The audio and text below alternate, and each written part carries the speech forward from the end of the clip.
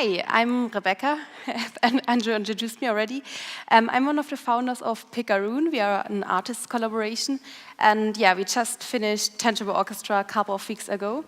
So shortly about our background, Sebastian Walter and me, we founded Picaroon nearly a year ago. Since 2012, we were working together on interactive art projects. And his background is, like, he studied game design and used to work as a car designer, and I studied interaction design. And during those projects, we realized that actually game design and interaction design goes together quite well for creating interactive artwork. So I'm more focusing on the artistic side of a project, like the conceptual background, or the aesthetic outcome, and he's focusing on like the rules. So for us, interactive art is basically like a game where you have to set certain rules which people must be able to understand in order to engage with the artwork. We had two reasons why we basically quit our jobs and started with Picaroon. One of the reasons was, well, certainly we are fascinated about interactive art, especially the opportunity to take innovative technology in order to make the human become part of the artwork. This is like the most exciting point for us, and also the most challenging aspect.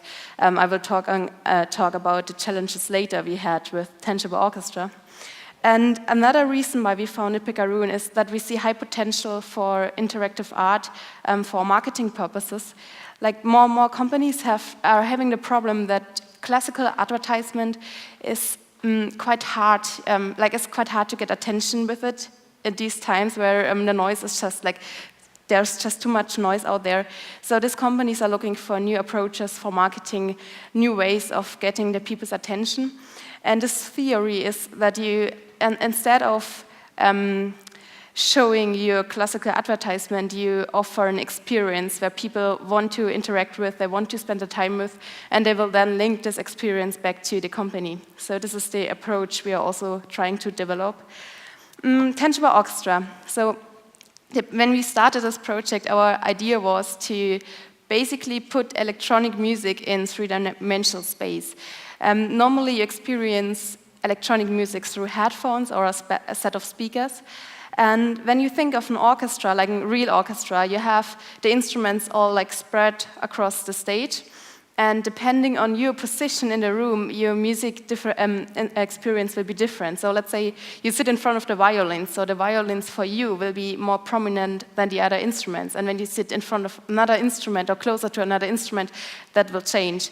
And we wanted to take this theory and to apply it on electronic music. So we were creating Tangible Orchestra, which consists of just 7 cylinders. And each cylinder stands for one instrument. Each cylinder is having a speaker inside and is playing one instrument when activated. So they are interactive. They are having ultrasonic sensors on the top of each cylinder. And when someone approaches one cylinder, then one instrument starts to play and music starts to blink in the rhythm of the instrument. So the more people come together, the more interesting the song gets, because more instruments joining in, and all of them together then play one song. So that was the first idea, to put electronic music in three-dimensional space. Also, we wanted to bring people together because it certainly needs a certain amount of people in order to have an interesting musical outcome. If you just hear one instrument, it can be kind of boring after a while. So I show you the first concept video we made.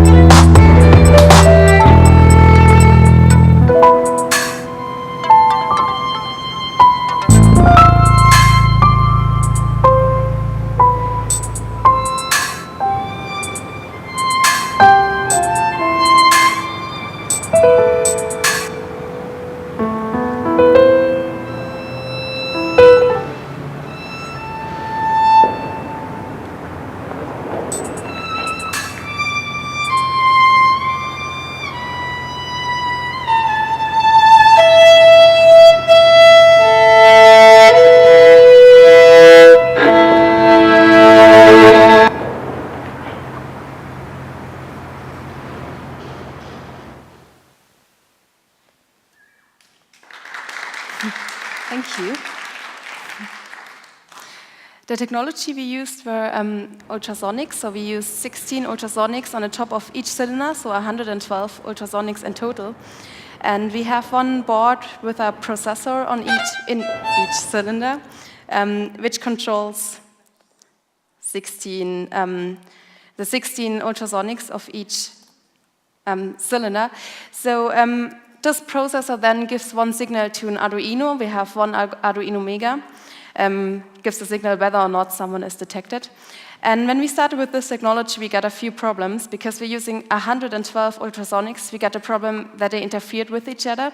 So the ultrasonic waves from the one cylinder got detected by the other cylinder and the other way around. So what we did, instead of asking all of the cylinders at the same time, we asked one after the other. So always one cylinder after the other is being asked, and the ultrasonics are being checked. For the lights, we have two different kinds of lights. You didn't see it in this video because this video was made at quite an early stage of the project. So right now we have one light which just shows that your cylinder is activated, and one light which blinks in rhythm of the instrument. For the big light, for the 230-volt light, we used a multi-socket, and we manipulated it in a way so that we can control it with an Arduino. And for the 12-volt lights, LED stripes, we just were building a transformer which transforms the 12-volt output to a 12-volt output for the LED. We have, as I said already, we have one speaker in each cylinder. And when we started with the project and we realized how many sensors and electronic bits we are going to use, we had quite a problem because we didn't quite know how to implement all of the sensors into the cylinders, and we didn't want to spend like weeks in the workshop. So actually what we did, we bought a 3D printer and we were 3D printing the whole inner construction and the holders for the sensors. And actually 3D printing was really important for us because we had to change the electronic concept several times. We had the ultrasonics on the bottom, but it didn't really work. Then we put them up on the top. And after a while, at the first point, we haven't had the speakers in each cylinder, so we just had one pair of speakers. And when we managed to program it in a way that we could have one speaker for each instrument, we had to also apply the holes for the sound so that the sound can come out. So we had to reprint it again. I think we were reprinting everything like 5 times or so. The thing about interactive art is that it will never be finished. This is what I said about the challenges of interactive art, is that just since the human is the main important part of the artwork, you cannot finish it in a studio because you can assume how people are probably going to interact with it, but your assumption will most probably be wrong. So we had this installation and we were presenting it for the first time, and after the first time we wanted to add a platform because we wanted to have one piece of artwork. Like, my decision why we wanted to have this platform was for like aesthetical reason, that we can hide all the cables. But since, as I mentioned, Sebastian, my collaborative partner, is game designer, he wanted to add this, let's call it magic circle, like this circle where you have to enter, and within the circle, these certain rules are applied. And actually the effect was, when we put it in a museum in Glasgow for 3 weeks, it worked really well. Like, people who came on the platform, all of them are connected in a way because they were part of the game. So they started to talk to each other and to get connected. So we thought the platform worked really well, but recently we went to this 3D print show in London, and what happened there was that people were scared of the platform. So quite many people didn't dare to step on the platform.